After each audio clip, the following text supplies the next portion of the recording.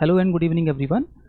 APSC mains का exam हो चुका है। पेपर 1 में कुछ हिस्ट्री का जो सेक्शन है हम उसके कुछ क्वेश्चन को डिस्कस करेंगे जो इंडियन हिस्ट्री से रिलेटेड है, जिसमें पहला क्वेश्चन था अबाउट चिपको मूवमेंट।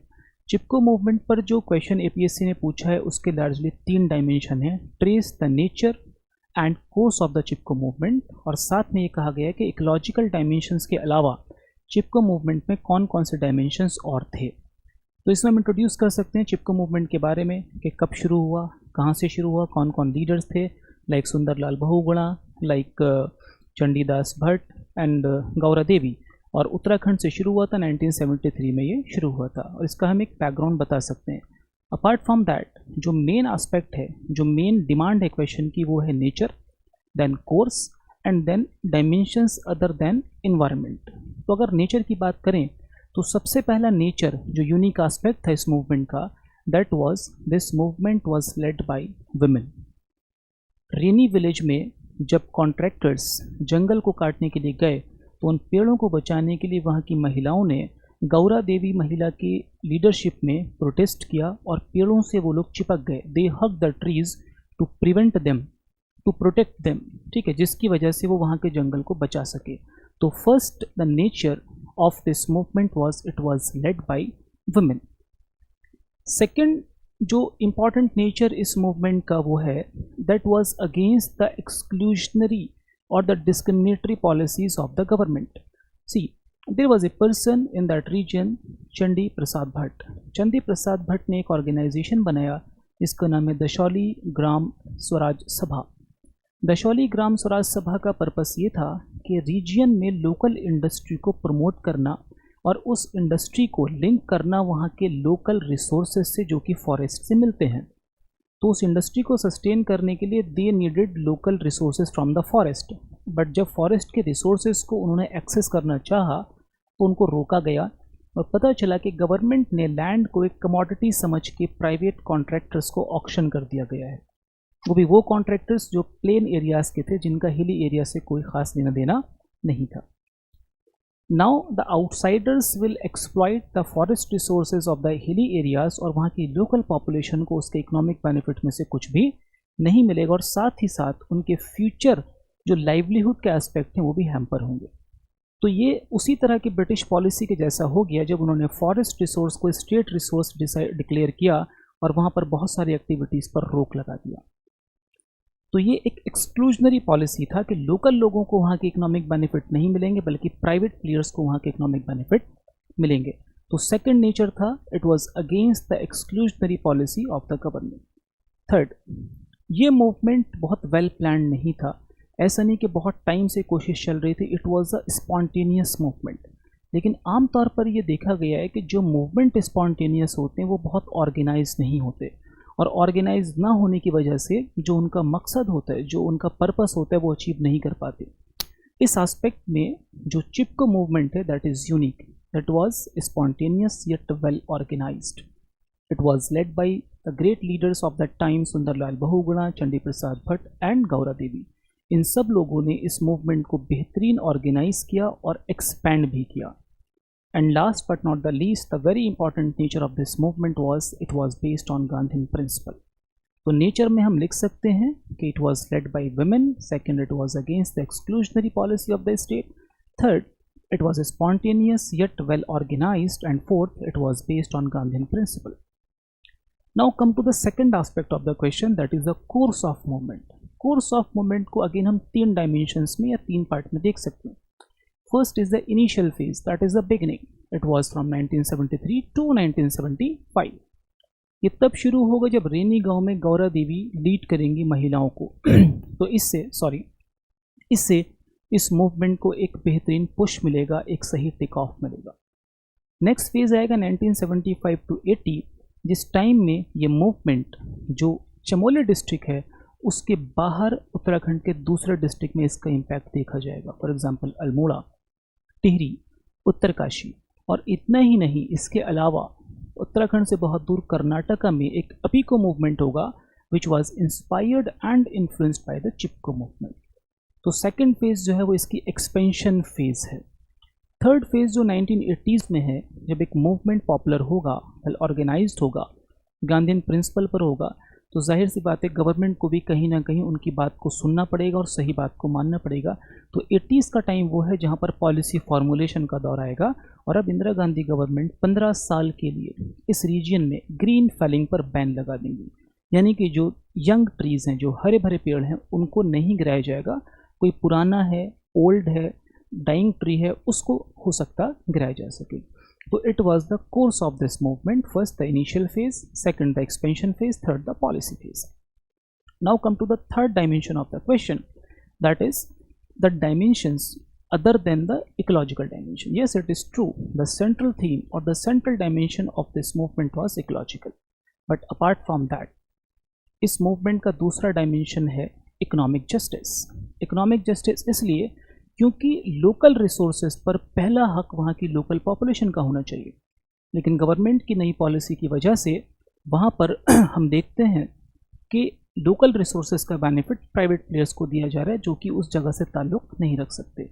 तो this movement was deeply rooted also in the demand for the economic justice.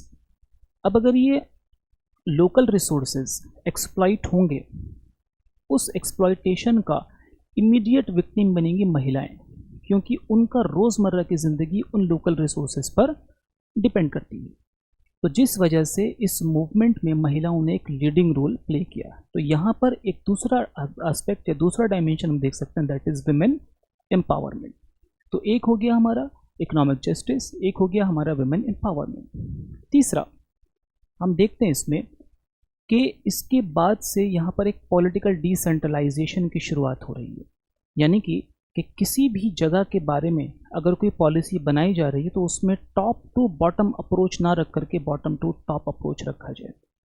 यानी कि अगर हिमालय के फ्रेजाइल इकोसिस्टम में कहीं कोई डिफॉरेस्टेशन की स्कीम है इस डेवलपमेंटल प्रोजेक्ट को लेकर के, तो पहले वहाँ की लोकल पॉपुलेशन, जो लोकल कम्युनिटी है, उसके साथ डिस्कशन किया जाए, उसको कॉन्फिडेंस में लिया जाए, उसके बाद बात ऊपर तक जाए। मतलब टॉप टू बॉटम अप्रोच से लेकर के ये ट्रांसफॉर्मेशन हो रहा है यहाँ पर approach from bottom to top, that is political decentralisation. तो इकोनॉमिक एस्पेक्ट भी है, पॉलिटिकल एस्पेक्ट भी है, विमेन एम्पावरमेंट वाला एस्पेक्ट भी है, and last but not the least that is a cultural revivalism. Himalayan ecosystem का एक कल्चर है, जो कल्चर ये सिखाता है कि किस तरह से मैन यानी कि इंसान और नेचर एक दूसरे के साथ हारमोनियस वे में रह सकते हैं। तो इस मूवमेंट के बाद उस कल्चर को रिवाइव किया गया ताकि नेचर और ह्यूमन दोनों एक साथ को एग्जिस्ट कर सकें without harming each other. That are the different dimensions. और एक और अगर आप कह सकते हैं तो इकोलॉजी और विमेन एम्पावरमेंट को आप मिला करके आप बोल सकते हैं कि this movement was also based on eco feminism, यानी कि इकोलॉजी की बात भी कर रहा था और फेमिनिज्म की बात भी कर रहा था। So in this way you can give an appropriate answer for the question asked in your APSC exam, that is Chipko movement. Second question was that discuss the features of British land revenue policy and its impact on Assam. See, British land revenue policies का impact जो largely बाकी India के states पर रहा है वही लगभग असम पर भी रहेगा। कुछ डिफरेंट वेरिएशंस हो सकते हैं। ब्रिटिश लैंड रेवेन्यू पॉलिसी की अगर हम बात करें तो हम इसमें इंट्रोड्यूस कर सकते हैं कि ब्रिटिश लैंड रेवेन्यू पॉलिसी क्या थी या ब्रिटिश ने उन लैंड रेवेन्यू पॉलिसीज़ को इंडिया में क्यों इंट्रोड्यूस किया। See, originally the British came to India as a trader, लेकिन ट्रेड करते करते they got a control over the territory. Territory पर कंट्रोल का मतलब ये है कि अब उनके पास दीवानी राइट्स यानी कि rights to collect land revenue है। अब उनके सामने चैलेंज ये है कि ट्रेड करने वाली कंपनी को एक स्टेट का रोल प्ले करना है, एक ट्रेड करने वाली कंपनी को टैक्स कलेक्ट करना है। अब टैक्स कलेक्ट करने के लिए एक सिस्टम चाहिए, उसी सिस्टम को कहा गया लैंड रेवेन्यू सेटलमेंट्स और लैंड रेवेन्यू सिस्टम। ऐसा नहीं था कि ब्रिटिश के आने से पहले इंडिया में कोई लैंड रेवेन्यू सिस्टम नहीं था। ब्रिटिश के आने से पहले मिडिवल इंडिया में लैंड रेवेन्यू सिस्टम थे, मिडिवल इंडिया से पहले एंशिएंट इंडिया में लैंड रेवेन्यू सिस्टम थे। तो जाहिर सी बात है अगर ब्रिटिश लैंड रेवेन्यू पॉलिसी के फीचर्स के बारे में पूछा तो कुछ ना कुछ यूनिक फीचर्स रहे होंगे।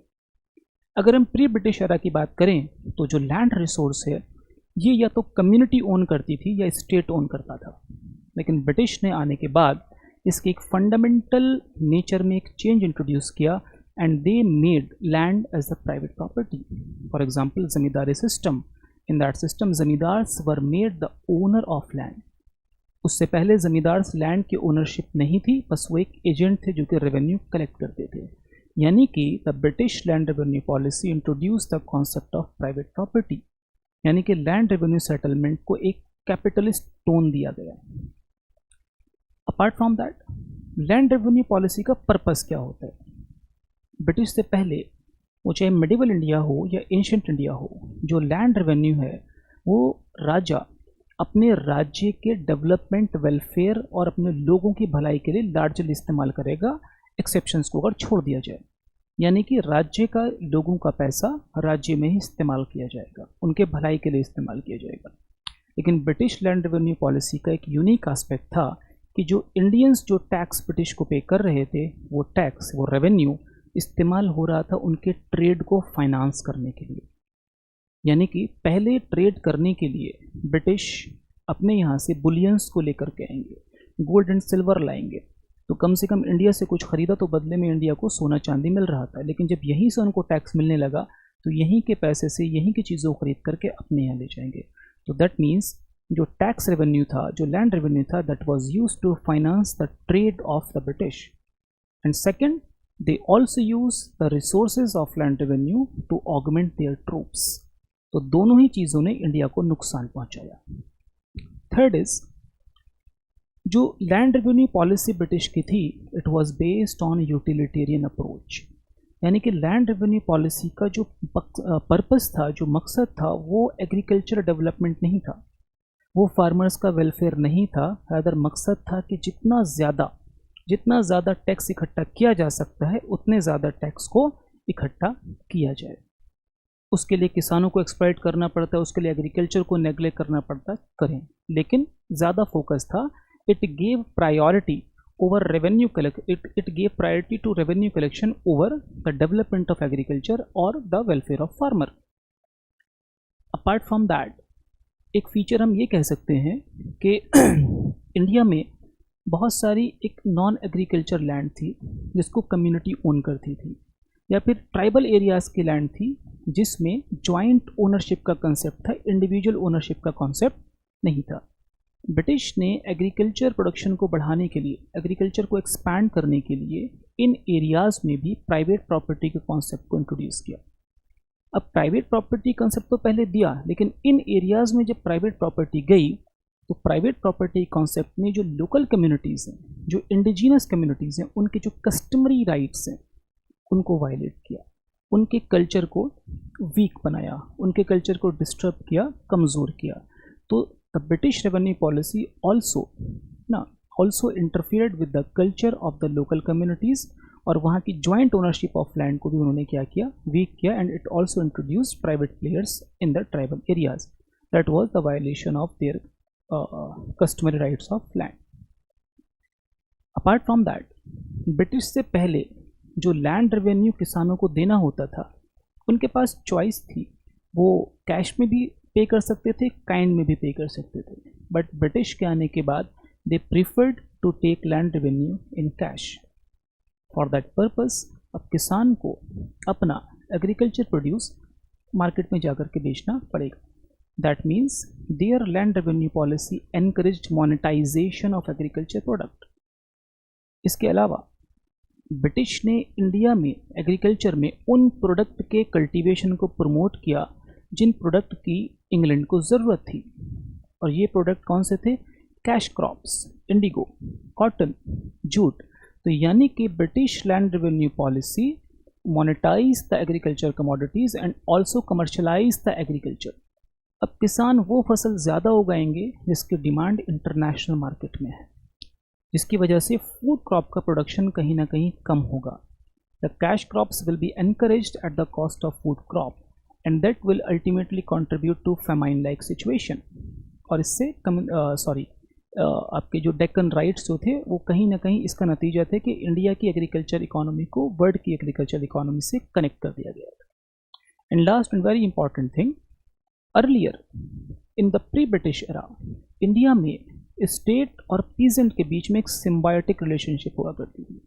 यानी कि किसान जो थे टैक्स दे करके स्टेट यानी कि राजा की ज़रूरतों को पूरा करते थे, बदले में राजा उनकी ज़िंदगी को आसान बनाने की कोशिश करते थे। से फॉर एग्ज़ाम्पल मौर्यन टाइम में भी किसान टैक्स दिया करते थे, लेकिन बदले में उन्हें क्या मिल रहा था? Lake Sudarshana, irrigation facilities.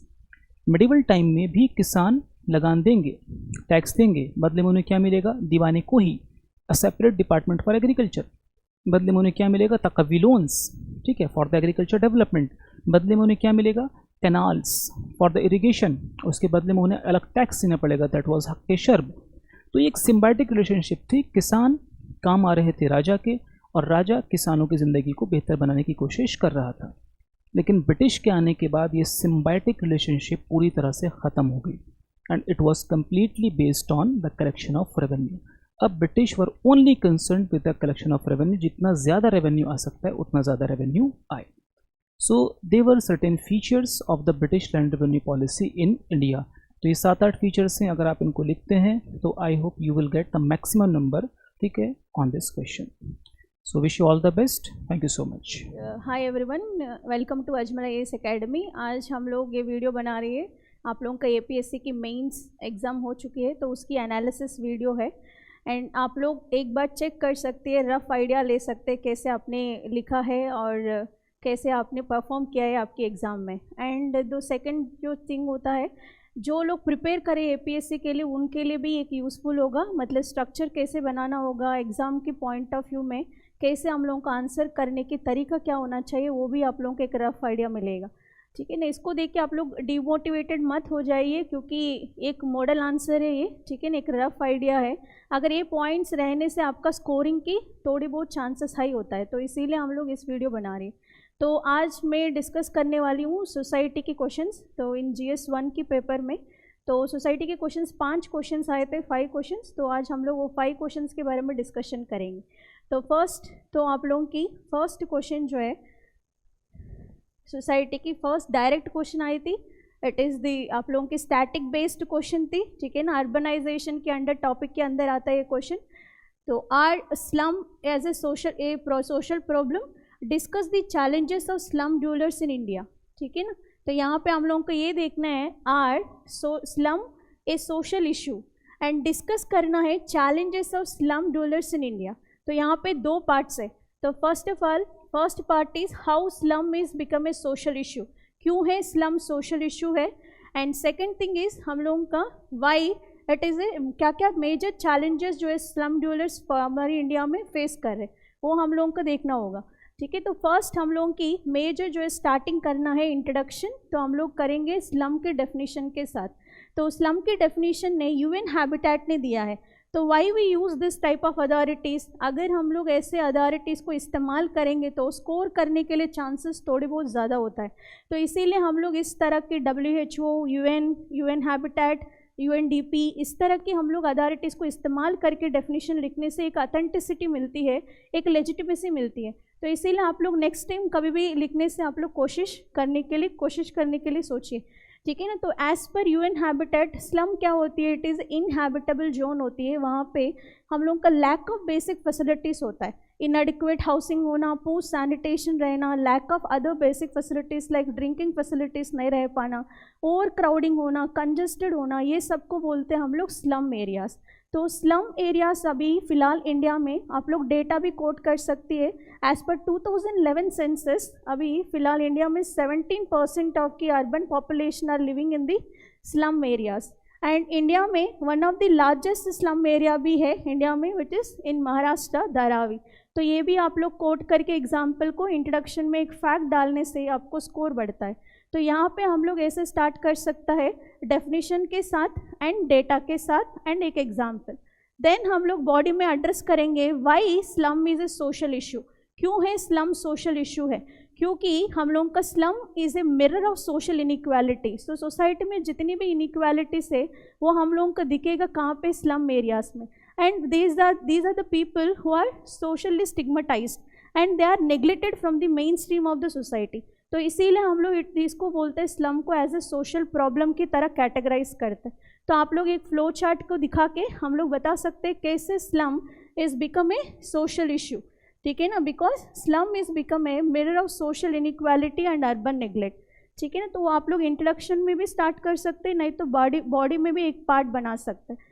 Next हम लोगों की सेकेंड पार्ट आती है आसानी से, which is called challenges faced by the slum dwellers in India, ठीक है ना। तो चैलेंजेस, मेजर चैलेंजेस क्या है, आप लोग ऐसे डिवाइड कर सकते हैं, सोशियो इकोनॉमिक, पॉलिटिकल एंड आप लोगों के अदर चैलेंजेस, ठीक है ना। तो पहले हम लोग देख सकते हैं social challenges, specially they are facing the housing poverty, inadequate housing होती है, बहुत ही कंजेस्टेड होता है, ओवर क्राउडिंग होता है, ठीक है ना। सेकंड मेजर प्रॉब्लम क्या है सोशल इश्यूज में, हम लोगों की लैक ऑफ एजुकेशन अपॉर्चुनिटीज़ मिलना उनके लिए, एजुकेशन अच्छा नहीं है, ऑब्वियसली एम्प्लॉयमेंट अपॉर्चुनिटीज़ भी बहुत ही कम होता है, देन उनके लिए लिविंग कंडीशंस भी बहुत ज़्यादा कम हो जाती है। देन आप लोगों की इकोनॉमिक मेजर इशू क्या है, they are under this cycle of poverty, एक कल्चर ऑफ पॉवर्टी में रह जाता है, क्योंकि इंटरजनरेशनल पॉवर्टी रीइंफोर्स होती रहती है, तो इसकी वजह से वो लोग आउट ऑफ पॉवर्टी होने के लिए बहुत ज़्यादा मुश्किल होता है। देन अदर चैलेंजेस लाइक हम लोग देख सकते हैं उनके लिए major problems like crime rate भी बहुत ज़्यादा होता है, स्पेशली ये लोग ड्रग अब्यूज़ के लिए बहुत ज़्यादा आसानी से हम लोग की ड्रग अब्यूज़ हो जाती है, देन अदर क्राइम्स भी बहुत ज़्यादा इफेक्ट करता है इनके लिए। तो इस तरह की आप लोग चैलेंजेस पार्ट को थोड़ी बहुत एलाबोरेट करके, अगर आपके पास डेटा रहा एंड एग्जाम्पल्स रहा तो उसके साथ आप कोट कर सकते हैं, ठीक है ना। तो चैलेंजेस क्या क्या मेजर चैलेंजेस जो है फेस किया है स्लम डवेलपर्स ने, फिर से एक बार बताते हैं हम लोग, socio political, economic and other challenges में आप लोग डिवाइड कर सकते हैं। देन चैलेंजेस पूछा है तो ऑब्वियसली हम लोग कंक्लूजन में क्या करेंगे, सजेस्टिव कंक्लूजन डालेंगे। सजेस्टिव मतलब मेजर्स हम लोग प्रोवाइड करेंगे, तो स्पेशली कौन से मेजर्स हम लोग डाल सकते हैं, पीएम आवास योजना हम लोग डाल सकता है, इसमें हम लोग ने स्लम रिहैबिलिटेशन की कंपोनेंट है एंड अफोर्डेबल हाउसिंग है, ठीक है ना। देन अमृत भी हम लोग डाल सकते हैं, क्योंकि अर्बन की रिजनरेशन होती है, अर्बन ट्रांसफॉर्मेशन होती है, तो यहाँ पे हम लोग क्वालिटी सर्विसेज प्रोवाइड कर सकता है स्लम पीपल को, ठीक है ना। देन एंड अदर हम लोग एंड कर सकते हैं with the help of SDG goals, ठीक है ना, स्पेशली 11, ठीक है ना। तो इस तरह की आप लोग फर्स्ट क्वेश्चन को एड्रेस कर सकता है स्लम क्वेश्चन को, ठीक है ना। तो फर्स्ट हम लोगों के स्लम के डेफिनेशन डालना है and how slum is become a social issue, वो भी डिस्कस करना है। एंड थर्ड पार्ट आती है challenges of the slum dwellers and conclusion में हम लोग सजेस्टिव मेजर्स देंगे उनके लिए, कैसे स्लम पीपल को हम लोग हेल्प कर पाएंगे, कैसे इस प्रॉब्लम को रेक्टिफाई करेंगे, ठीक है ना। देन सेकेंड क्वेश्चन आती है आप लोगों के लिए, discuss the role of BR Ambedkar in providing democratic framework for the empowerment of the marginal social groups in India, ठीक है ना। तो यहाँ पे हम लोगों को पूछा गया है, डिस्कस करना है रोल ऑफ अम्बेडकर की in democratic framework for the empowerment of marginal social groups, ठीक है ना। तो डायरेक्ट क्वेश्चन है ये भी आप लोगों के लिए। तो पहले हम लोग इंट्रोडक्शन क्या लिख सकते हैं, हम लोग इम्पोर्टेंस ऑफ द अम्बेडकर लिख सकते हैं, उनकी रोल क्या थी, ठीक है ना। सेकेंड पार्ट हम लोग डायरेक्टली दिखाएंगे कैसे उनकी वजह से एम्पावरमेंट हुई है marginal section of the people के लिए। देन लास्ट में हम लोग उनकी रिलेवेंस क्या है कंटेम्प्रेरी सोसाइटी में, तो इस तरह की हम लोग कंक्लूजन कर सकते हैं। तो फर्स्ट पार्ट हम लोग यहाँ पे देखेंगे, तो BR अम्बेडकर बहुत सारी रोल्स को उन्होंने निभाया।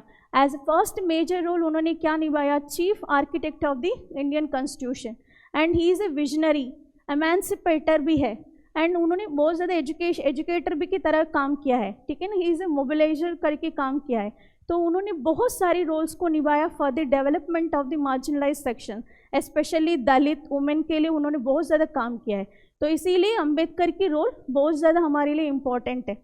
तो अभी हम लोग स्टार्ट कर सकते हैं बॉडी में, तो उनकी role for empowering the marginal social groups in India. तो फर्स्ट वन रोल ही हम लोग ने देख लिया, कैसे उनकी रोल है इन ड्राफ्टिंग कॉन्स्टिट्यूशन। तो यहाँ पे आप लोगों का एग्जाम्पल्स ये देना होगा, कॉन्स्टिट्यूशन की वजह से कैसे मार्जिनलाइज सेक्शंस की डेवलपमेंट हुआ। तो specially we need to quote the articles from the constitution. तो आर्टिकल 14, ठीक है ना, and article 15 prohibition of discrimination, abolition of untouchability, Article 17 and Article 16 for reservation, employment opportunities for the marginalized sections of the people के लिए। तो इस तरह की हम लोग कोट करेंगे how role his role as a drafting Indian constitution की वजह से कैसे डेवलपमेंट बनी है, डेमोक्रेटिक फ्रेमवर्क बना है आपकी मार्जिनलाइज सेक्शंस के लिए। हम लोग कॉन्स्टिट्यूशन की एक और पॉइंट भी उठा सकते हैं, दैट इज़ पॉलिटिकल सेफगार्ड। तो हम लोग ने लोकसभा एंड असेंबलीज में and specially in local panchayat में भी हम लोग ने रिजर्वेशन दिया है दलित के लिए, ताकि उनकी पॉलिटिकल वॉइस आगे आए। तो इस तरह की उन्होंने बहुत ज़्यादा डेमोक्रेटिक फ्रेमवर्क भी बना है, एम्पावरमेंट भी किया है मार्जिनलाइज सेक्शन को थ्रू कॉन्स्टिट्यूशन, ठीक है ना। तो फर्स्ट पॉइंट हम लोग यहाँ पे लिखेंगे। And second point is as a role as a educator, ठीक है ना। तो उन्होंने ऑलवेज ही बिलीव दैट पहले हम लोगों को एजुकेट होना चाहिए, we need to acquire the knowledge, then educate करना है, देन हम लोगों को मोबिलाइज करना है। तो इस तरह की चीज़ों के ऊपर उन्होंने बहुत ज़्यादा काम किया है, स्पेशली दलित को उन्होंने मोबिलाइज किया है, एजुकेशन की इम्पोर्टेंस क्या है एंड पढ़ने क्यों करना चाहिए, पढ़ाई क्यों करना चाहिए। इस तरह की आप लोग एग्जाम्पल्स के थ्रू लिख सकते हैं हम लोग role as a educator. Then his role as a social reformer, ये तो हम लोग की बोलने की ज़रूरत भी नहीं है, क्योंकि उन्होंने बहुत ज़्यादा सोशल रिफॉर्म के लिए उन्होंने लड़ाई किया है, स्पेशली दलित एम्पावरमेंट के लिए। तो दलित की पब्लिक प्लेसेस में अनटचेबिलिटी को अबॉलिशन करने के लिए, ठीक है ना, पब्लिक प्लेसेस को एक्सेस बनाने के लिए बहुत सारी चीज़ें उन्होंने किया है। महत सत्याग्रह किया है उन्होंने, ठीक है ना। एग्जाम्पल्स आप लोगों की Poona pact, separate electorate for the Dalit people, इन सब के लिए उन्होंने बहुत ज़्यादा रोल निभाया है। तो because of these roles he has empowered the marginalise sections of the people, ठीक है ना। तो हम लोग वो भी कोट कर सकते हैं। And he also made the major impact on the women, ठीक है ना। वुमेन एम्पावरमेंट भी उन्होंने किया है। As a first law minister उन्होंने प्रपोज किया है हिंदू बिल कोड, ठीक है ना। तो हिंदू बिल कोड में हम लोगों को उन्होंने ये एम्फेसाइज किया है जेंडर इक्वालिटी होना चाहिए, जेंडर की इक्वालिटी इन राइट्स, ठीक है ना। तो वुमेन की राइट्स का एक्सेस होना चाहिए, specially in marriage, property, divorce में जैसे मेल को मिलता है वैसे वुमेन को भी मिलना चाहिए। तो इस तरह की उन्होंने बहुत ज़्यादा एम्फेसाइज किया जेंडर इक्वालिटी की इन हिंदू बिल कोड। तो हम लोग उनकी बोल के हम लोग ये भी समझा सकता है कैसे उनकी वुमेन एम्पावरमेंट थी। Then he also emphasised on the economic empowerment of the Dalit marginalise section. उन्होंने लेबर मूवमेंट्स किया है, उन्होंने लेबर के प्रोटेक्शन, वर्किंग कंडीशंस के लिए प्रोटेस्ट किया है, एंड उन्होंने बहुत ज़्यादा एम्प्लॉयमेंट अपॉर्चुनिटीज़ के लिए लड़ाई किया है। तो इस तरह की हम लोग बात कर सकते हैं, उन्होंने इकोनॉमिक एम्पावरमेंट का रोल भी निभाया है। तो इस तरह की we can discuss his diversified role as a employ, मतलब कैसे हम लोगों की उनकी वजह से कैसे एम्पावरमेंट हुआ है marginalise sections of the people का। तो विथ एग्जाम्पल्स अगर कोट करने से हिस्ट्री का एग्जाम्पल्स आप लोगों का स्कोर थोड़े बहुत बढ़ेगा, ठीक है ना। Then we can end with the Ambedkar's की प्रेजेंट की रिलेवेंस, क्योंकि अभी भी हम लोगों की ज़रूरत है, क्योंकि अभी भी कास्ट इनइक्वालिटीज एग्जिस्ट है इंडिया में, कम्युनलिज्म है। तो in order to become a caste free, communal free, we need Ambedkar vision, ठीक है ना। तो हम लोग अभी इंडिया में कैसे प्रेजेंट उनकी ज़रूरत है वो लिखेंगे, एज वेल एज ग्लोबल में भी उनकी कितना ज़्यादा ज़रूरी है, क्योंकि ह्यूमन राइट्स वायलेशन बहुत ज़्यादा हो रहा है। तो इसीलिए उनकी जो रोल है अभी भी बहुत ज़्यादा नीड है in present context, not only in India, in global level. तो इस तरह की हम लोग उनकी इम्पोर्टेंस के बारे में हम लोग कंक्लूजन लिख सकते हैं। तो ये है सेकंड क्वेश्चन। फिर से एक बार देखिए structure of the second question. तो first we will start with the Ambedkar role as a important role for the empowerment of the marginalise sections, and हम लोग बॉडी में बनाएंगे role of Ambedkar in providing democratic framework and empowerment of the marginalized groups in India. तो then different diversified roles लिखेंगे, minimum 4 to 5 points. then हम लोग conclusion लिखेंगे उनकी role as an emancipator, ठीक है ना, तो development of the marginalized sections के लिए। नेक्स्ट जो हम लोगों की थर्ड क्वेश्चन, ठीक है ना, तो what is the human development, and direct question है ये भी, what is the human development क्या होता है, and what are the indicators to measure the human development, measure करने के लिए ह्यूमन डेवलपमेंट के लिए क्या इंडिकेटर्स की ज़रूरत है, एंड आप लोगों का अदर पार्ट जो है to what extent do you think these indicators can contribute to the inclusive measure of human development, ठीक है ना। तो यहाँ पे टू व्हाट एक्सटेंट बोला तो मतलब कितनी तरह इम्पैक्टफुल है, इफेक्टफुल है। तो इसीलिए हम लोगों को लिमिटेशंस भी दिखाना बहुत ज़रूरी है, ठीक है ना। तो लास्ट पार्ट में 2 पार्ट्स आएंगे। तो कैसे ये इंक्लूसिव मैकेनिज्म है एंड कैसे it is not an inclusive mechanism, तो दोनों ही पार्ट हम लोगों को दिखाना पड़ेगा। तो first we will start with the first part, introduction में ही लिख सकते हैं हम लोग ह्यूमन डेवलपमेंट होता क्या है। सेकेंड बॉडी में सेकेंड पार्ट आएगा आप लोगों की major indicators to measure the human development, and third part आएंगे कैसे these indicators are contributing to inclusive measure of human development. Then fourth part आती है लिमिटेशंस, मतलब टू व्हाट एक्सटेंट पूछा है तो इसीलिए हम लोगों को लिमिटेशंस भी बताना होगा, बिकॉज ऑफ द मतलब इतना ज़्यादा इंक्लूसिव मैकेनिज्म भी नहीं है इसको हम लोग as a measure of human development लेने के लिए। तो यहाँ पे आप लोग देख सकते हैं, तो first I have started with the as per UNDP। तो UNDP के हिसाब से ह्यूमन डेवलपमेंट होता क्या है। ह्यूमन डेवलपमेंट क्या होता है, development of the human beings, मतलब well being of the humans. कैसे वेल बीइंग करेंगे ह्यूमंस का, थ्रू एजुकेशन, आप लोगों की through health care and with the help of economic in opportunities. तो इन तीनों को हम लोग लेके ह्यूमन बीइंग्स की अपॉर्चुनिटीज़ को एनलार्ज करता है, तो उसको बोलते हैं हम लोग ह्यूमन डेवलपमेंट। ठीक है, तो ह्यूमन डेवलपमेंट की डेफिनेशन लिखना है। Then we will start with the human, क्या क्या इंडिकेटर्स है ह्यूमन डेवलपमेंट को मेजर करने के लिए। फर्स्ट इंडिकेटर ही हम लोग का UNDP का है ह्यूमन डेवलपमेंट इंडेक्स। ठीक है ना, तो ह्यूमन डेवलपमेंट इंडेक्स में मेजर 3 कंपोनेंट्स की हेल्प से हम लोग जज करता है, मेजर करता है human development of the country. For example health, ठीक है ना, लाइफ एक्सपेक्टेंसी रेशियो कितना है, and education, how many years of schooling, ये सबको देख के हम लोग एजुकेशन की क्वालिटीज़ को चेक करता है। देन हम लोग ने economic opportunities, standards of living को जज करता है with the help of GNI, gross national income per capita. तो इस तरह की हम लोग ये तीनों कंपोनेंट्स को इस्तेमाल करके we will analyse the human development of the person. ठीक है ना, तो अदर पैरामीटर्स भी है हम लोग का, अदर इंडिकेटर्स भी है टू जज the human development of the society.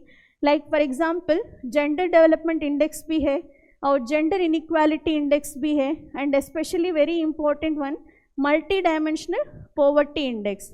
तो इस इंडिकेटर्स को जब आप लोग लिखते हैं तो वहाँ पे आप लोग, अगर आपको याद है इंडेक्सेस एंड आप इंडिया की रैंक, अगर वहाँ पे कोट करने से आपको स्कोर बढ़ने की स्कोप थोड़ी बहुत ज़्यादा होता है। ठीक है ना, तो आप लोग वो भी ऐड कर सकता है। देन सेकेंड पार्ट आती है how this indicators contribute to the inclusive measure of the human development, कैसे हम लोगों का ये इंक्लूसिव मेजर बनी है। तो फर्स्ट वन इज हम लोगों का ऑलरेडी देखा हम लोग ने ह्यूमन डेवलपमेंट इंडेक्स में फर्स्ट मेजर थिंग क्या है, we are not judging the economic development of the society, we are more focusing on the social development, health, education, इस तरह की कंपोनेंट्स के ऊपर फोकस करें। इसीलिए these are the inclusive components है, ताकि हम लोग ह्यूमन डेवलपमेंट को अच्छे से मेजर कर पाएंगे। सेकेंड जो आती है, it follows the humanistic attitude, मतलब ह्यूमन की डेवलपमेंट वेलबींग के बारे में सोचती है, and it also compare the other countries. तो इसकी कंपैरिजन की वजह से हमको पता चलता है, विजिबिलिटी मिलती है how to address these disparities. What do you mean by disparities, inequalities, gender inequality, regional inequality, economic inequalities को कैसे गवर्नमेंट एड्रेस कर रहे हैं वो भी पता चलता है। तो इसीलिए हम लोग बोल सकते हैं these indicators are the contributors to the inclusive measurement for the human development. But however हम लोगों का कुछ लिमिटेशंस भी है। फर्स्ट लिमिटेशन क्या है, these are the lacks the broad coverage, मतलब only just education, health and income generation ही देख रहा है, बट अदर थिंग्स मतलब फ्रीडम की कंपोनेंट स्पेशली आजकल बहुत ज़रूरी है, एंड ह्यूमन राइट्स की वायलेशन बहुत ज़्यादा हो रहा है, एनवायरमेंटल एंगल होना और भी ज़रूरी है। तो this type of parameters has been not included in this human development index.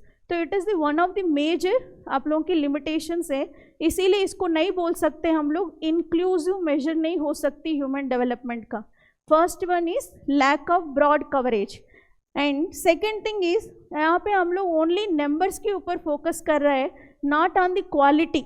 ठीक है ना, ओनली जस्ट हम लोग जज कर रहे हैं on the basis of data, but we are not judging the on the basis of quality.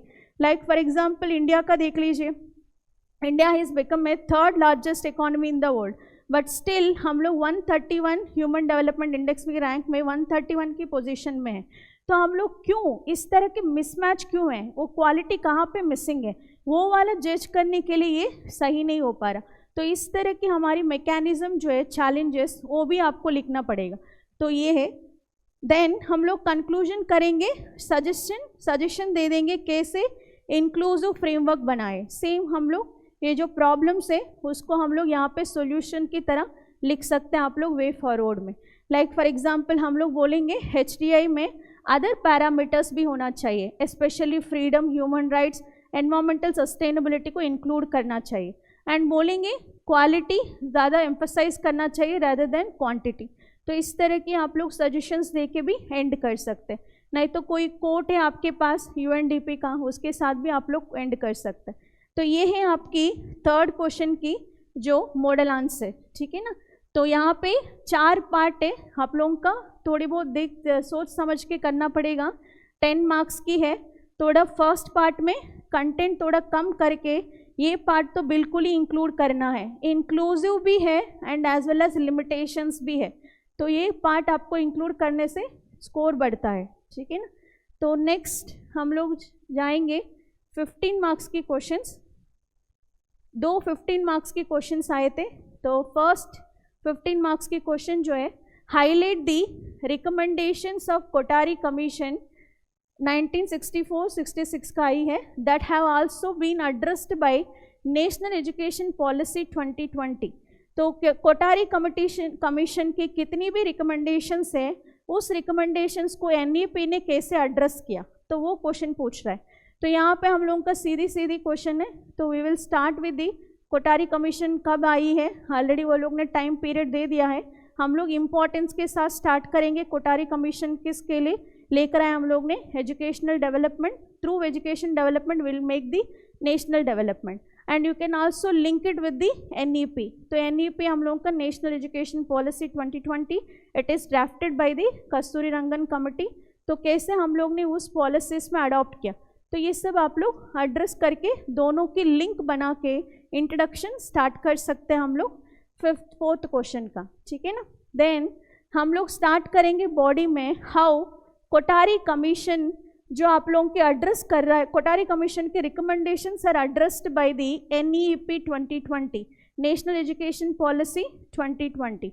तो हम लोगों का मेजर थिंग्स तो आपको पता ही है। फर्स्ट वन इज, दोनों कमीशन ने बोला है restructuring of the education system, ठीक है ना। तो इसीलिए आप लोगों की कोठारी कमीशन ने बोला 10+2+3 की स्ट्रक्चर, एंड हमारी NEP ने 5+3+3+4 की लेकर आई है, ठीक है ना। तो दोनों में हम लोगों का रीस्ट्रक्चर किया एजुकेशन सिस्टम को आजकल की एज के ग्रुप में स्पेशली हम लोगों का प्री प्राइमरी स्कूलिंग का एम्फसाइज करना बहुत ज़रूरी है, क्योंकि कॉग्निटिव डेवलपमेंट बिफोर 6 ईयर्स से डेवलप हो जाता है। तो इसीलिए उन्होंने NEP एजुकेशन पॉलिसी में हम लोग ने ये स्ट्रक्चर लेकर आए 5+3+3+4, ठीक है। तो उसके बारे में हम लोग बात करेंगे, restructuring of the education system. And दोनों ने ही बोला है वोकेशनल एजुकेशन होना, स्किल बेस्ड लर्निंग होना चाहिए, specially from the schooling itself, ताकि हमारी लेबर की कितनी भी डिमांड है उसको मीट कर पाएंगे। एंड एम्प्लॉयबिलिटी, हम लोगों के ऑप्शंस को भी, एम्प्लॉयबिलिटी अपॉर्चुनिटीज़ को भी हम लोग बढ़ा सकते हैं, ठीक है ना। तो दोनों हम लोग यहाँ पे लिख पाएंगे लोग आपकी वोकेशनल एजुकेशन के बारे में। देन आती है very important thing, they are, दोनों कमीशन ने फोकस किया है quality over than the rote learning, ठीक है ना। आजकल के आप लोग देखते हैं रोट लर्निंग कितना ज़्यादा हो रही है, यहाँ पे इमोशनल वेलबींग नहीं हो रहा है, होलिस्टिक डेवलपमेंट नहीं हो पा रहा है स्टूडेंट्स का। तो इस तरह की होलिस्टिक डेवलपमेंट करने के लिए दोनों ही कमिटीज़ ने, दोनों ही कमीशंस ने रिकमेंड किया है, ठीक है। तो हम लोग ये लिख पाएंगे यहाँ पे। देन आती है very important component is 3 language formula. तो मदर टंग, हिंदी, इंग्लिश तीनों में होना चाहिए, एंड स्पेशली लैंग्वेज इंटीग्रेशन होना चाहिए इंडिया में। तो इस तरह की ये लोग ने एक एम्फसाइज किया है साउथ इंडियन स्टेट्स के डिमांड्स को रखने के लिए as well as other demands को रखने के लिए 3 लैंग्वेज फॉर्मूला लेकर आए, ठीक है ना। देन ये लोग ने बहुत ज़्यादा ये भी एम्फसाइज किया है इक्विटेबल एंड एक्सेसिबल एजुकेशन मिले सबके लिए, स्पेशली इकोनॉमिकली वीकर सेक्शंस के लिए। इसीलिए NEP ने एक कॉन्सेप्ट लेकर आई है सेज, ठीक है ना, सोशो इकोनॉमिकली डेवलप्ड जनरेशन्स के लिए, सेक्शंस ग्रुप्स के लिए, ठीक है ना। तो इसीलिए हम लोग अंडर डेवलप्ड ग्रुप्स के लिए एजुकेशन प्रोवाइड करना थ्रू स्कॉलरशिप, ठीक है ना, रेसिडेंशियल स्कूल्स बना के, तो ये सब ये लोग ने किया है।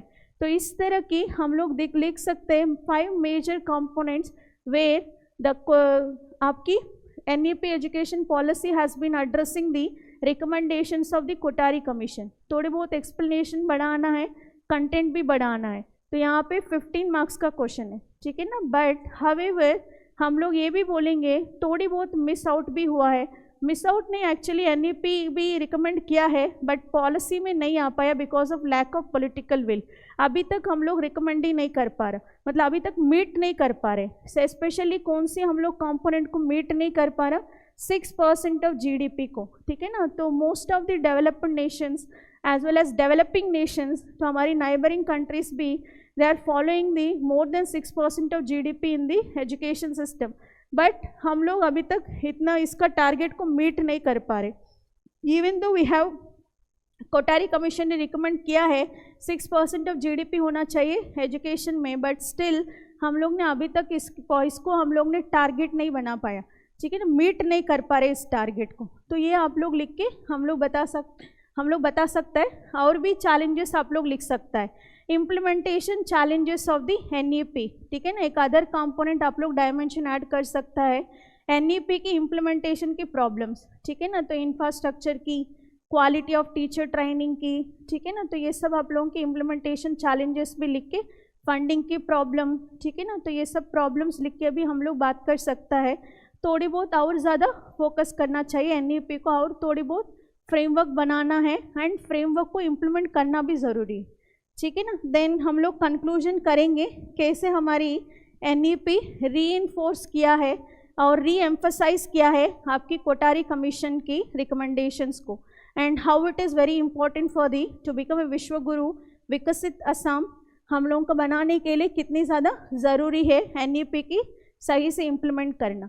तो इस तरह की आप लोग एड्रेस कर सकता है इस क्वेश्चन को, ठीक है ना। तो डायरेक्ट क्वेश्चन है ये भी आप लोगों की सीधी क्वेश्चन, तो क्या हम लोगों को हाईलाइट करना है recommendations of the Kothari commission and how it has addressed by the recommendations are addressed by the national education policy 2020, ठीक है ना जी। हम लोग लास्ट क्वेश्चन डिस्कस करेंगे, ठीक है ना। तो critically discuss the role of micro finance in economically empowering women, ठीक है ना। तो in specially in rural women को कैसे एम्पावर कर रहे हैं आप लोगों की माइक्रो फाइनेंस।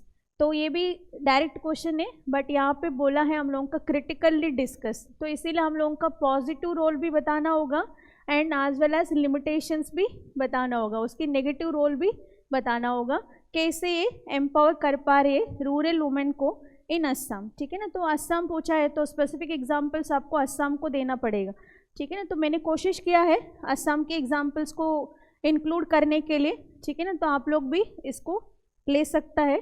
तो first one is we need to define micro finance. तो माइक्रो फाइनेंस क्या होता है? तो micro finance is a financial service, provide करती है financial services like small loan देना, क्रेडिट देना एंड इंश्योरेंस की काम करना, सेविंग कंपोनेंट को प्रमोट करना, स्पेशली लो इनकम ग्रुप के लिए, इन रूरल विलेज पीपल के लिए, ठीक है। तो इसीलिए बोलते हैं हम लोग micro finance, micro mean small, ठीक है ना। तो फाइनेंस करना क्यों करते हैं हम लोग? एम्पावरमेंट एंड एंटरप्रेन्योरशिप को प्रमोट करना है specially among the rural women, तो ठीक है ना। तो हम लोग ये कंपोनेंट यहाँ पे हम लोग एड्रेस करेंगे इंट्रोडक्शन में। अगर आपके पास डेटा है तो आप लोग उस डेटा को भी इंक्लूड कर सकते हैं, कितनी परसेंटेज ऑफ माइक्रो फाइनेंस की वजह से वुमेन एम्पावरमेंट हुआ है, ठीक है ना। पॉवर्टी रिडक्शन कितना हुआ है, ये सब भी आप लोग ऐड कर सकते हैं, ठीक है। देन हम लोग स्टार्ट करेंगे positive role of the micro finance in empowering the rural women in Assam, ठीक है ना। तो स्पेशली हम लोगों को पता है ये positive role, first one is empowering the women, ठीक है ना। वुमेन की एम्पावरमेंट मिल रहा है क्योंकि स्मॉल लोन्स मिलता है तो एम्प्लॉयमेंट अपॉर्चुनिटीज मिलेगा, दे कैन एम्पावर देमसेल्फ, ठीक है ना। तो ये एग्जाम्पल्स हम लोग लिखेंगे। देन एलिवेशन ऑफ पॉवर्टी होगा, स्पेशली वुमेन में हम लोग का डिपेंडेंसी बहुत देखता है एंड पॉवर्टी की बहुत ज़्यादा चांसेस होता है। तो पॉवर्टी को एलिमिनेट करने के लिए माइक्रो फाइनेंस बहुत ज़्यादा काम करती है, इकोनॉमिकली इंडिपेंडेंट बनाती है, ठीक है ना। देन हम लोग का फाइनेंशियल इंक्लूजन भी होती है, ठीक है। एंड स्पेशली वुमेन को एक रेजिलिएंट मैकेनिज्म को लेकर आता है, मतलब एक करेज मिलती है, स्टैंडिंग, मतलब आप लोगों के डिसीजंस को लेने के लिए भी बहुत ज़्यादा हेल्प मिलता है। तो इस तरह की आप लोग लिख सकते हैं positive role of the micro finance in rural women, ठीक है ना। तो empowerment of women, elevation of poverty, ठीक है, then economical independence, financial inclusion, ये सब हम लोग लिख सकते हैं। Specially you need to quote each and every point with the examples. Like for example आपकी जो मेजर माइक्रो फाइनेंसिंग मैकेनिज्म जो है असम में, ठीक है ना, आशीर्वाद माइक्रो फाइनेंस है, अन्नपूर्णा फाइनेंस स्कीम है, बंधन बैंक है, असम ग्रामीण विकास बैंक है, ठीक है ना। इसके थ्रू हम लोग की वुमेन की एम्पावरमेंट कर रहे, गवर्नमेंट बहुत ज़्यादा हेल्प कर रहे, सेल्फ हेल्प ग्रुप को इस्तेमाल करके, ठीक है ना, हम लोगों की माइक्रो फाइनेंस करके वुमेन की एम्पावरमेंट कर रहे, as well as women empowerment की वजह से रूरल डेवलपमेंट भी हो रहा है, ये भी आप लोग कंपोनेंट दिखा सकते हैं। तो micro finance has been making the huge role in empowering the women specially in rural Assam, ठीक है ना। तो आप लोग ये दिखा सकते हैं, but it also comes with the some limitations and criticism के साथ भी आ रहा है। स्पेशली हम लोग का क्रिटिसिज्म ये है ओवर इंडेप्टेडनेस क्रिएट कर रहे among rural women, and they are also taking the coercive measures, मतलब बहुत ज़्यादा फोर्सफुल मेजर्स ले रहे टू कलेक्ट दी मनी, ठीक है ना। तो जितनी भी वो लोग ने लोन दिया उसको रिकलेक्ट करने के लिए वो लोग बहुत ज़्यादा कोयर्सिव मेजर्स ले रहे हैं, इसकी वजह से और ज़्यादा इंडेप्टेडनेस में हो रहा है ये लोग, ठीक है ना। तो रूरल इंडेप्टेडनेस बढ़ रहे। एंड सेकेंड थिंग इज हम लोग के ये लोग बहुत ज़्यादा हाई इंटरेस्ट रेट्स पे लोन्स देता है, ठीक है ना। तो ये भी हम लोगों के लिए सही नहीं है, इट इज़ इसकी वजह से भी और ज़्यादा डेट ट्रैप में चला जा रहे हैं लोग, ठीक है ना। एंड आप लोगों की लैक ऑफ फाइनेंशियल लिटरेसी तो वेरी इंपॉर्टेंट है, फाइनेंशियल लिटरेसी बहुत ही कम है, कैसे इस्तेमाल करना फाइनेंशियल सर्विसेज को, कैसे लोन लेना है, ये सारी प्रोसीजर्स स्पेशली रूरल वुमेन को पता नहीं है, ठीक है ना। तो बहुत ज़्यादा हम लोग को वहाँ पे लैकिंग है। तो लैक ऑफ फाइनेंशियल लिटरेसी की वजह से भी हम लोग माइक्रो फाइनेंस को अच्छे से इस्तेमाल नहीं कर पाए। देन फ्लड्स एंड इंसर्जेंसी की वजह से भी ये लोग रीपेमेंट बहुत ही डिले हो रहा है एंड रीपेमेंट भी कर नहीं पा रहे। तो ये सब हम लोग दिखा सकता है criticism of the micro finance, ठीक है ना। अदर पॉइंट्स भी आप लोग ऐड कर सकते हैं, structural problems like micro finance कभी कहाँ से मिलता है, कमर्शियल बैंक से मिलता है, कभी कभी वहाँ पे डिले हो जाता है, गैप मिल जाता है, तो ये सारी प्रॉब्लम्स भी यू कैन ऐड, ठीक है ना। तो सारी प्रॉब्लम्स आप लोग ऐड करके इस क्वेश्चन को आप लोग होलिस्टिकली कवर कर सकते हैं। एंड कंक्लूजन ऑब्वियसली ये जो क्रिटिसिज्म पार्ट है उसको एड्रेस करना है, थोड़ी बहुत हम लोग नॉन कोयर्सिव मेजर्स लेना चाहिए, फाइनेंशियल लिटरेसी अवेयरनेस प्रोवाइड करना चाहिए, एंड वुमेन की स्किल ट्रेनिंग करना चाहिए, ठीक है ना। यहाँ पे हम लोग नाबार्ड की ई शक्ति प्रोग्राम के बारे में भी आप लोग इस्तेमाल कर सकते हैं। तो इस तरह की स्कीम्स को डाल के हम लोग सजेशंस देंगे कैसे डेवलप करना है माइक्रो फाइनेंसेस को, ठीक है ना, क्योंकि माइक्रो फाइनेंस की वजह से ही हम लोगों का इकोनॉमिकल एम्पावरमेंट होगा रूरल वुमेन को। तो फिर से एक बार देखते हैं स्ट्रक्चर। तो critically discuss the role of micro finance in economically empowering the rural women in Assam. तो यहाँ पे क्रिटिकली बोला है, तो it is that's why we need to take the two parts. तो फर्स्ट पार्ट हम लोग positive role of micro finance in the economically empowering rural women देखना होगा, एंड क्रिटिसिज्म पार्ट भी देखना होगा। एंड भूलना नहीं चाहिए हम लोगों का थोड़ी बहुत असम की स्पेसिफिक माइक्रो फाइनेंस की स्कीम्स के बारे में इंक्लूड करना, माइक्रो फाइनेंस के एग्जाम्पल्स को इंक्लूड करना। तो यहाँ पे ये है सोसाइटी। हम लोग नेक्स्ट वीडियो में सोशल जस्टिस के क्वेश्चंस डिस्कस करेंगे। Thank you. Hello everyone, welcome to Ajmal IAS Academy. As recently APSC has conducted APSC CCE 2024 mains examination. Today we will discuss geography questions from GS1. ठीक है, geography questions from GS1 were around 4 to 5 core questions and 2 questions were linked to the north east region. ठीक है, तो ये geography questions का preview था। इसमें से पहला क्वेश्चन जो हम देखेंगे, यहाँ पे देख सकते हैं the geographical outline of Antarctica as continent and analyse its environmental significance in contemporary context. अब ये क्वेश्चन अगर से देखा जाए तो ये एक यूनिक क्वेश्चन है जो APSC में पूछा गया है। इससे पहले ना UPSC में ना APSC में इस पॉइंट पे क्वेश्चन नहीं पूछा गया। तो इसको चले देखते हैं इसको डील कैसे किया जाए। ठीक है, the first question is on give an geographical outline of Antarctica. ठीक है, outline of Antarctica as a continent. ठीक है, geographical outline of Antarctica as a continent and analyse its environmental significance. तो इसमें स्ट्रक्चर ऑफ आंसर इसमें introduction, body and conclusion. ठीक है, here in introduction you can introduce in two ways. You can write some basic aspects of Antarctica, or the news related to Antarctica. ठीक है, before examination Antarctica was in news in some aspects, तो वो भी आप इसको कर सकते हैं। Otherwise you can write Antarctica is a continent on southern pole, है ना।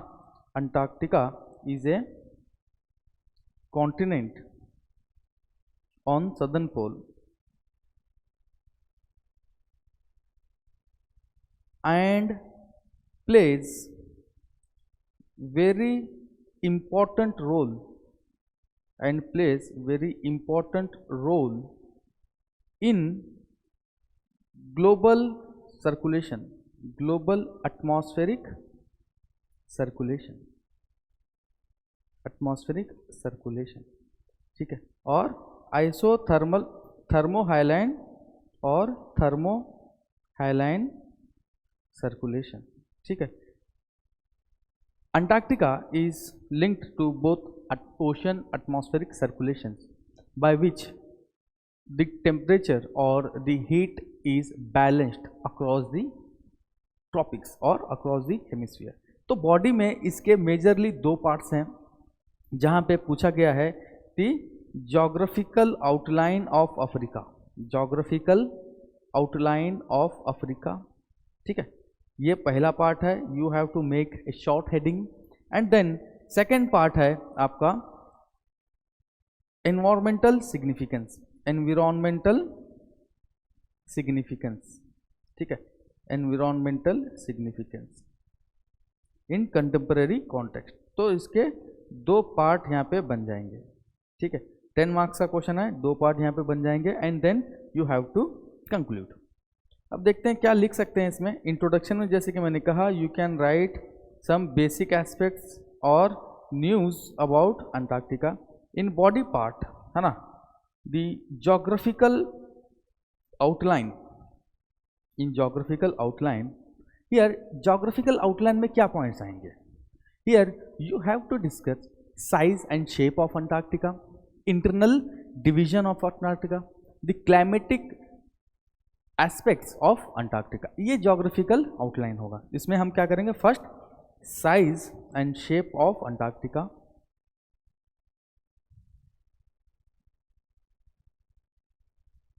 जैसे कि size, it's the 5th largest continent, है ना, located on the southern pole. ठीक है, then second aspect you can discuss the internal division, जैसे कि इंटरनल डिवीजन, जैसे फिजिकल डिवीजन ऑफ इंडिया, ये हम पढ़ते हैं ये with respect to Indian geography. उसी तरह से the physical division of Antarctica हमें यहाँ पे डिस्कस करना है। Here the trans Atlantic mountains, अगर से if you take this as Antarctica, the trans Atlantic mountains divide Antarctica into western Antarctica and the eastern Antarctica. ठीक है, वेस्टर्न एंड ईस्टर्न अंटार्कटिका ये यहाँ पे डिस्कस करते हैं। देन यहाँ पे eastern Antarctica is around the Indian ocean, है ना, इंडियन ओशन को ये टच करता है।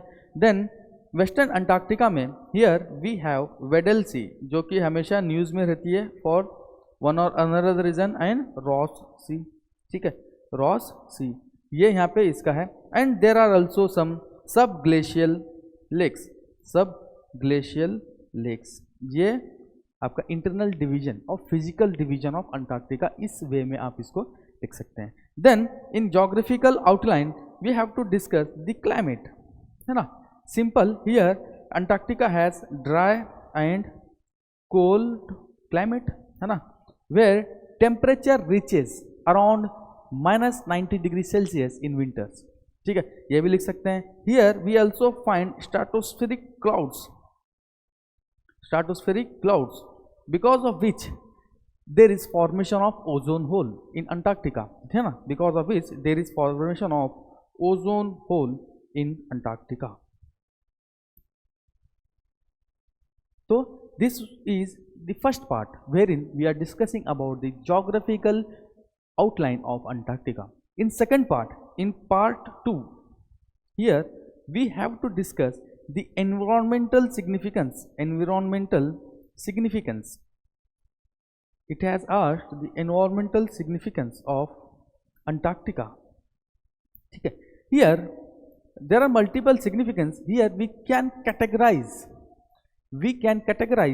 the environmental significance in contemporary context into Antarctica plays as a regulator of global climate, है ना। Second point you can write it act as a indicator, of climate change, third category you can write, है ना, vulnerable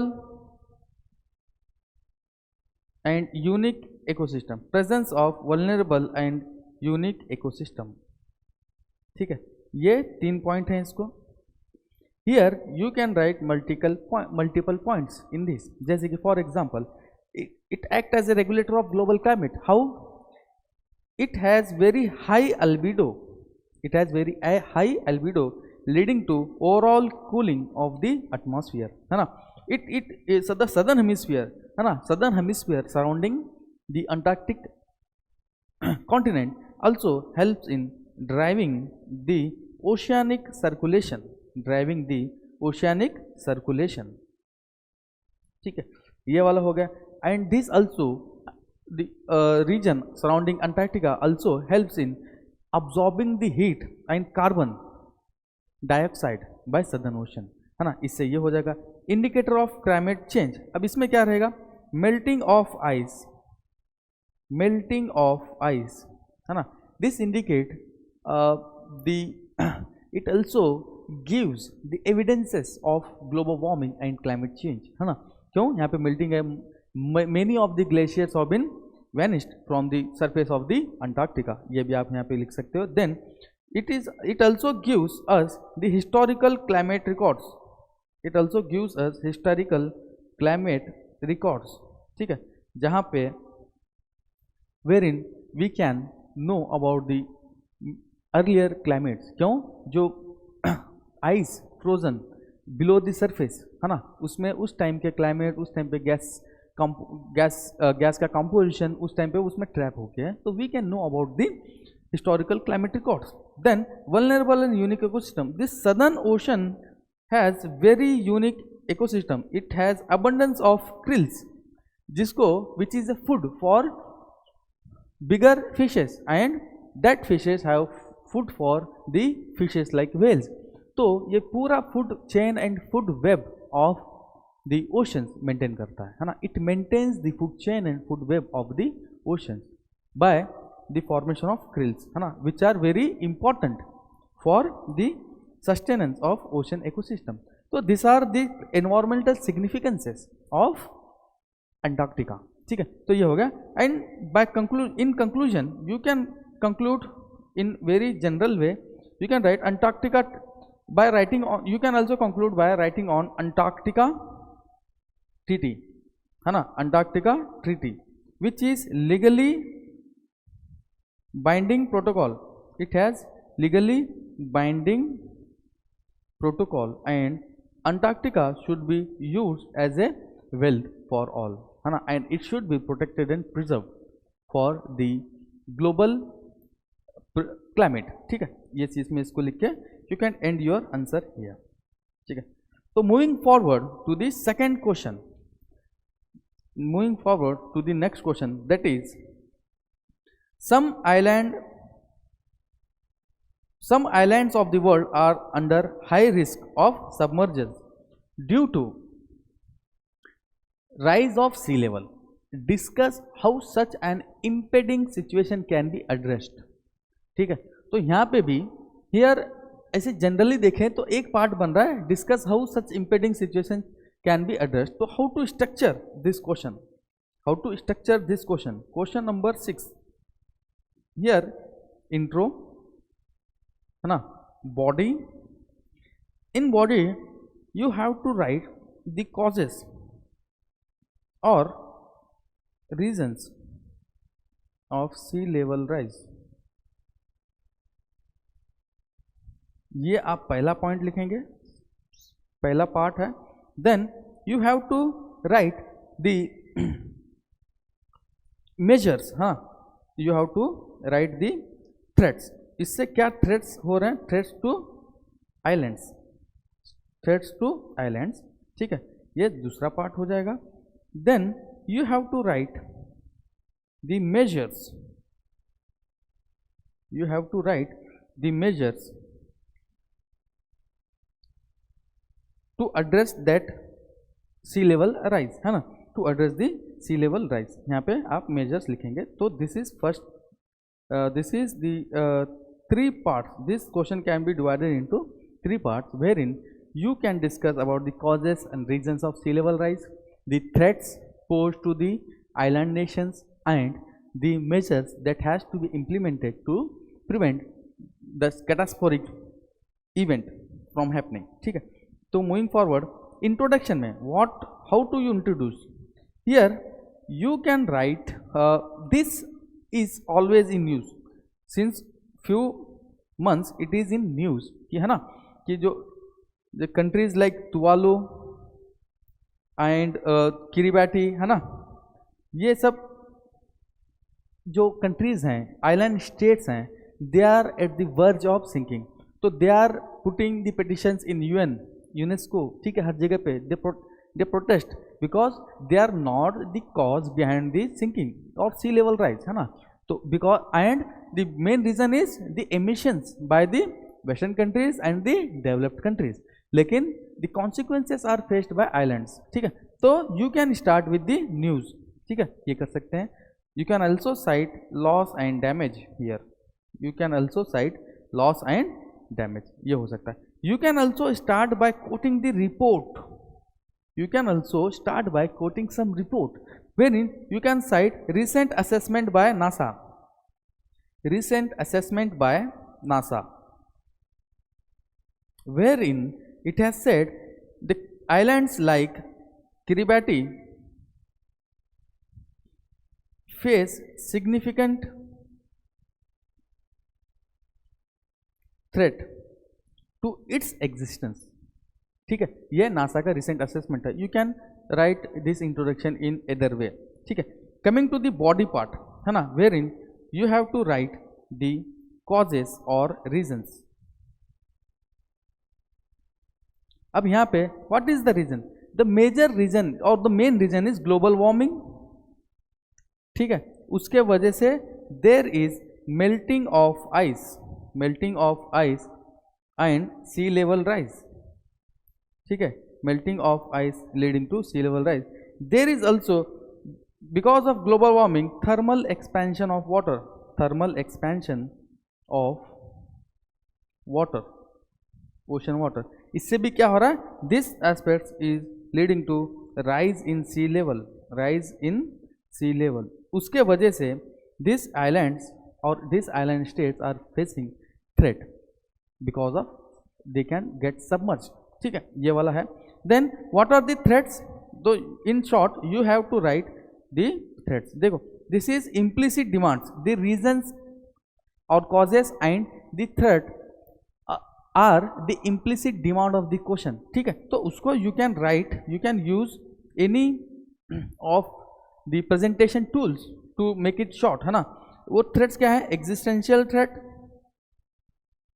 they face existential threat, they face human displacement, threat of human displacement, ठीक है, and economic devastation,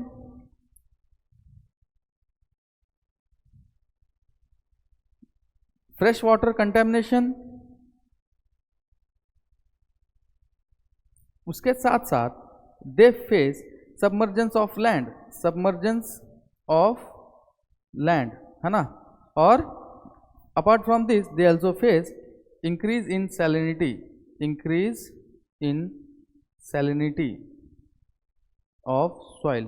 उसके वजह से there is fall in agricultural productivity, fall in agricultural productivity, ठीक है, fall in agriculture productivity.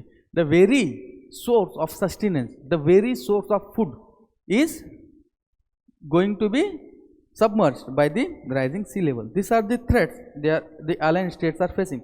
Now the explicit demand of this question, coming to the explicit demand of this question, here you can divide these measures into two categories, short term and long term measures.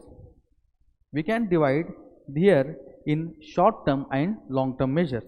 कैसे? Short term में क्या होगा?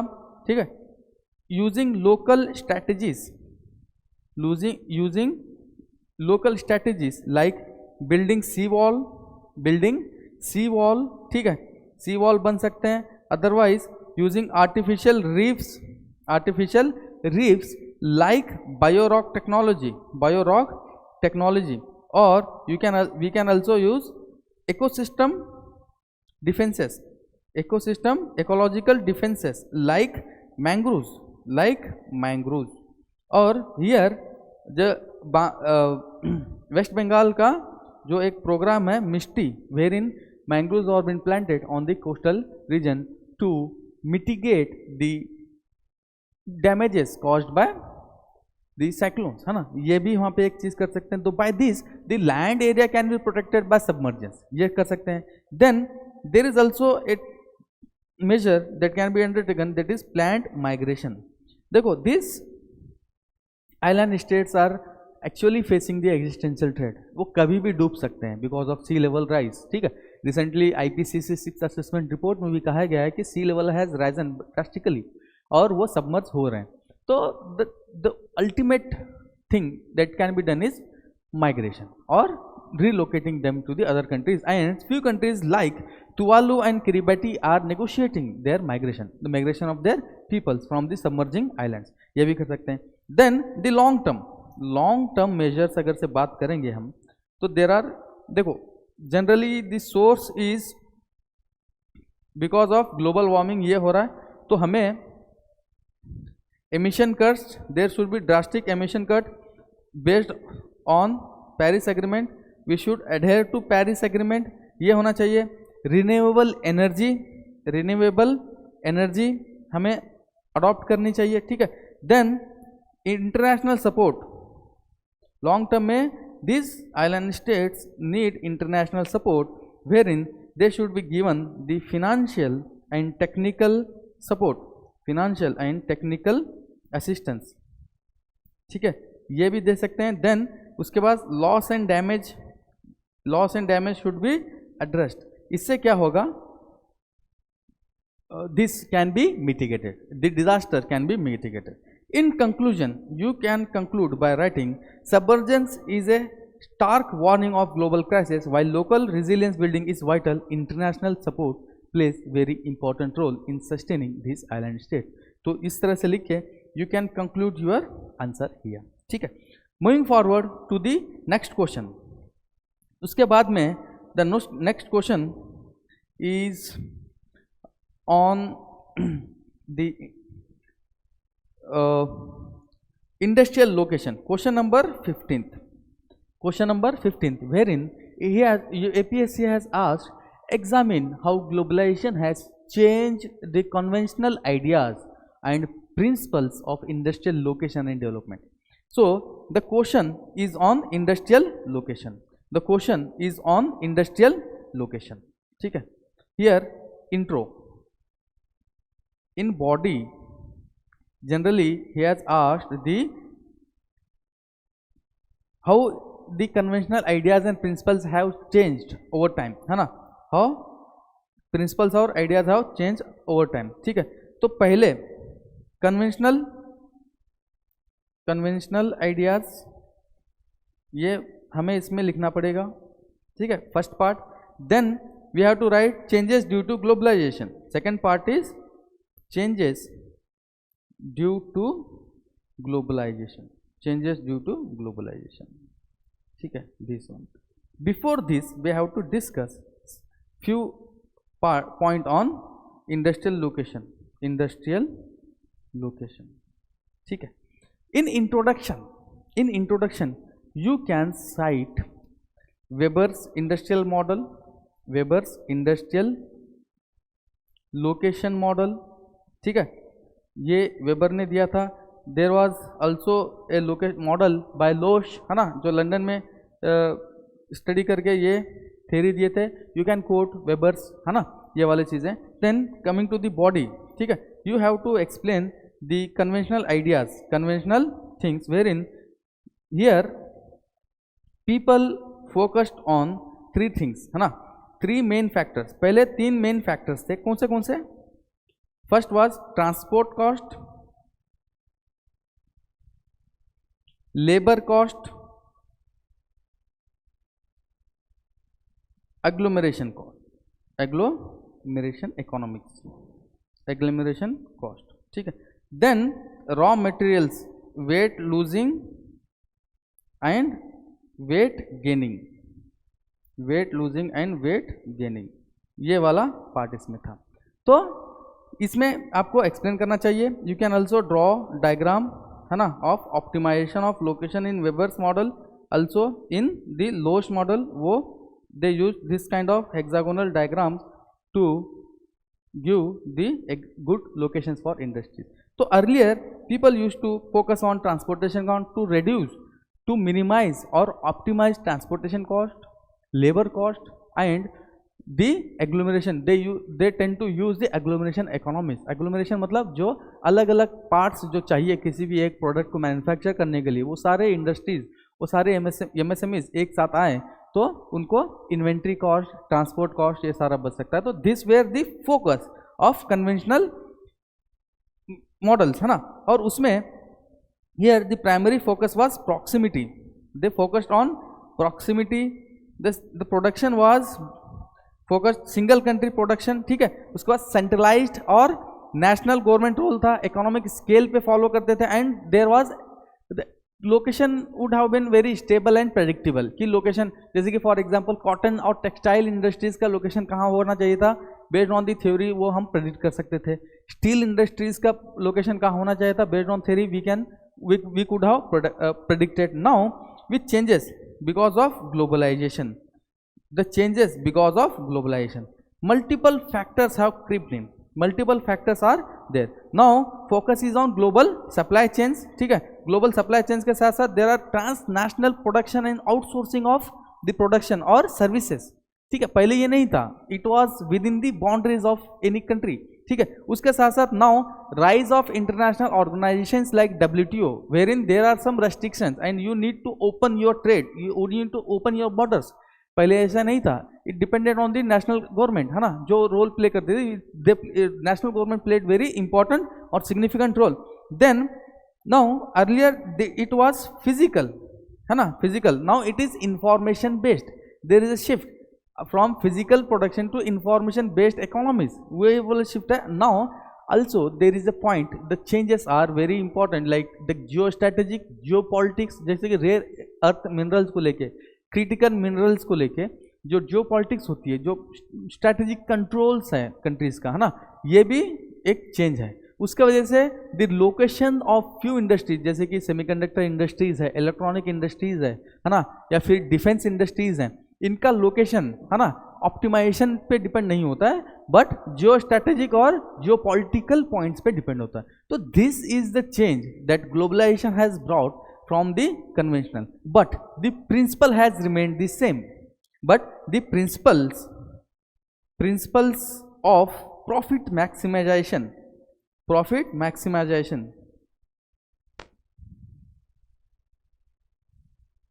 has remained same. Profit ही चाहिए, आज भी profit पे principal पे ही सभी इंडस्ट्रीज काम करते हैं, पहले भी प्रॉफिट पे ही काम करते थे. तो this can be your answer regarding this question. Then conclude by saying that multiple factors like government support है ना, एंड द सप्लाई चेन्स है ना, the favourable conditions of the local governments are also responsible for change in the pattern of location of industries. ये लिख के आप you can conclude. Moving forward to next question, that is question number 17th. Discuss the feasibility and sustainability of river restoration in less developed countries of the world. ठीक है. This question, let me say this कि this topic was in news. This topic was always in news. ठीक है. This topic was always in news. यहाँ की जैसे कि for example recently in Assam also this topic was there. Jorhat में there is a river known as भोगदोई है ना. इसको here we the Assam government has taken restoration project. Brahmaputra में restoration project है. दिगाली Pukhri in the Guwahati has government has taken a restoration project. तो this has been in the news. तो जाहिर सी बात है क्वेश्चन यहाँ से बनता है. ठीक है. The question is discuss the feasibility है ना, discuss the feasibility and sustainability of river restoration. So you have to write introduction. Here feasibility, पहला पार्ट बॉडी में पार्ट आएगा feasibility. First part in the body is on feasibility. Then उसके बाद you have to write on the sustainability, feasibility and second is sustainability. Feasibility and sustainability. Then way forward. Way forward लिख के you conclude. Way forward लिख के you conclude your question. जैसे कि introduction में you can cite news about भोगदोई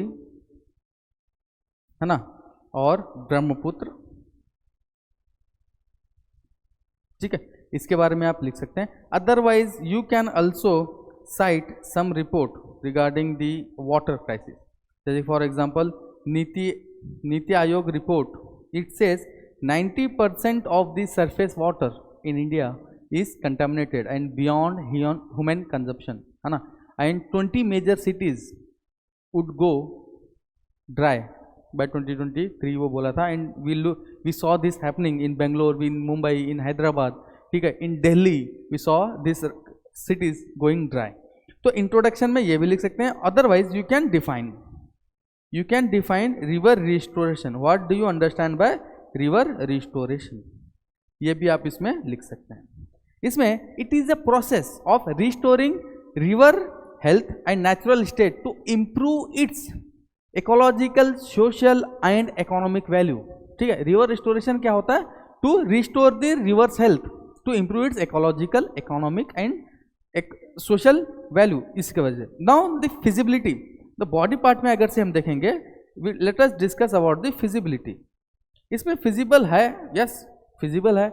if you see the cost benefit analysis of restoring this rivers है ना, restoring the water bodies, there are lot of benefits है ना. Yes there is a funding challenge है ना. उसके अलावा so first is socio economic challenges. Socio economic challenges, let us discuss about socio economic challenges like high cost involved है ना, high cost dredging वगैरह का, taking the mud out है ना, then clearing the pollution, plastic pollution. There is huge plastic pollution in almost all the water bodies in countries है ना. Then competing priorities and informal settlements है ना, competing priorities. What do you mean by competing priorities? Here यहाँ पे क्या हो रहा है, we have other the यहाँ पे क्वेश्चन इज स्पेसिफिकली है ना, question has focused on the least less developed countries है ना, यहाँ पे डेवलप्ड कंट्री की बात नहीं किया है, the question is on least developed countries. Now least developed countries है ना, और the less developed countries have this problem, funding problem है ना, they have competing priorities, they have to focus on poverty, they have to focus on hunger, they have to focus on malnutrition, education, health. ठीक है, ये सारे the overall human development index पे उनको focus करना है. नाउ रिवर रिस्टोरेशन वगैरह में फंडिंग करना, तो there are that the contrast, the clash between the funding of this projects, ये भी एक है. Then there is informal, lot of informal settlements है ना, और illegal settlements in and around the water bodies, specifically rivers, river banks have been occupied है ना. slums, illegal slums are been there now on the flood plains, उसके वजह से flooding भी हो रही है, the river health has been damaged, and now removing that settlements is a huge challenge, administratively, legally, principally, as well as ethically, and the finances required in that informal removal of this informal settlement, this is there. And then the second topic can be technical है ना, there is lack of technical capability, lack of technical capability. Yes, we lack, the less developed countries definitely lacks the technical capability, and also the institutional capabilities,